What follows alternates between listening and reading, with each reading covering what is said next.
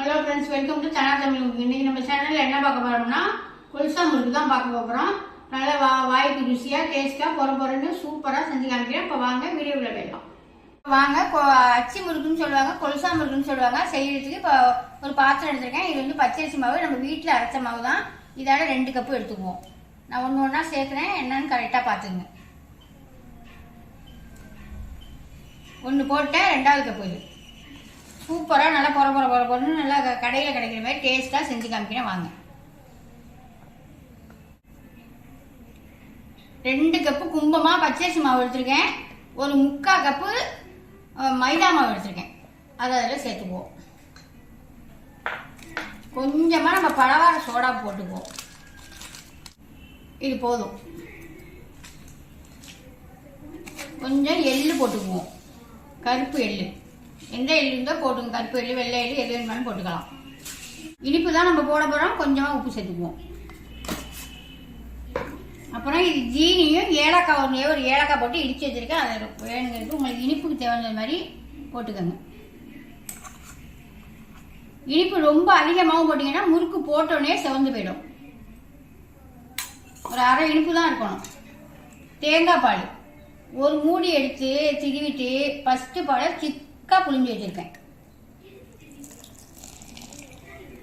இப்போ தண்ணியை ஊற்றி எல்லாத்தையும் நல்லா கலரி விட்டுக்குவோம்.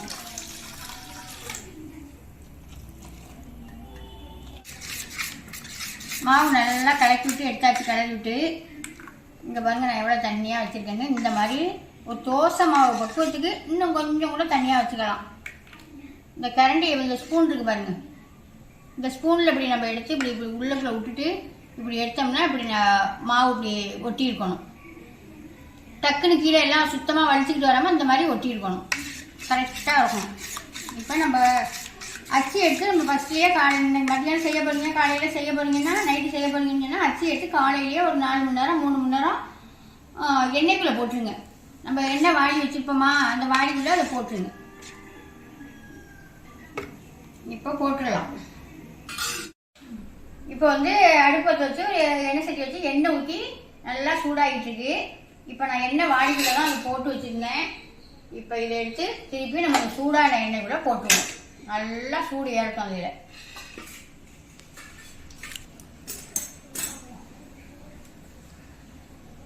ஒரு அளவுக்கு அதில் சூடு ஏறட்டும். ரொம்பவும் கை பிடிக்க முடியாத அளவுக்கு சூடு ஏற வேண்டியதில்லை.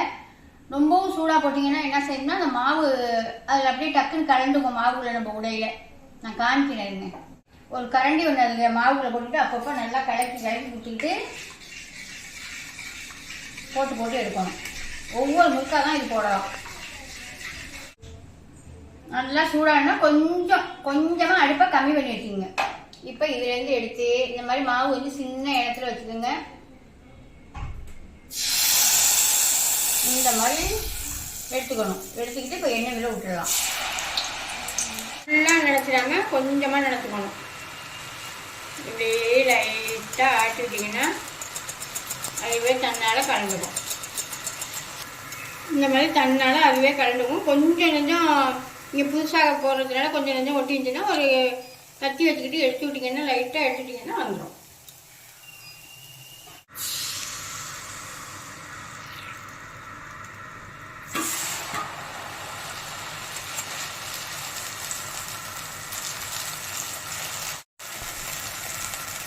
நம்ம போட்டு எடுத்துட்டேன். இந்த மாதிரியே நல்லா பார்த்து மாவுகள்லாம் கரெக்டாக தான் கரைச்சி காமிச்சேன். ரொம்பவும் சவந்துடாமல் இந்த மாதிரியே பார்த்து ஒன்று ஒன்றா தான் போட்டு எடுக்கணும். பார்த்து பொறுமையாக போட்டு எடுத்துக்கணும். நல்லா பொறன்னு இனிப்பும் இல்லாமல் நம்ம பிள்ளைங்களுக்கு நல்லா எடுத்து கொடுக்கலாம். நம்மளும் எடுத்து நல்லா சாப்பிட்லாம். அவ்வளோதான் ஃப்ரெண்ட்ஸ். கரெக்டான அளவில் உங்களுக்கு நான் கொலுசா முறுக்கு சொல்லி கொடுத்துருக்கேன். இதை பார்த்து நீங்களும் ஒரு வாட்டி ட்ரை பண்ணி பாருங்க. சூப்பராகவே நம்ம வீட்டில் உள்ள பொருட்களை வச்சு தான் நம்ம செஞ்சுருக்கோம். அருமையாக இருக்குது. நல்லா பொறன்னு எடுத்து பாருங்க. என்ன பிடிக்காது. சூப்பராக நீங்கள் ஒரு வாட்டி ட்ரை பண்ணி பார்த்துட்டு எப்படி இருக்குன்னு கமெண்ட்டில் சொல்லுங்கள். இந்த வீடியோ பிடிச்சிருந்துச்சுன்னா ஒரு லைக் பண்ணுங்கள், ஃப்ரெண்டுக்கெல்லாம் ஷேர் பண்ணுங்கள். மறந்துடாமல் ஒரு சப்ஸ்கிரைப் பண்ணிடுங்க. பாய்.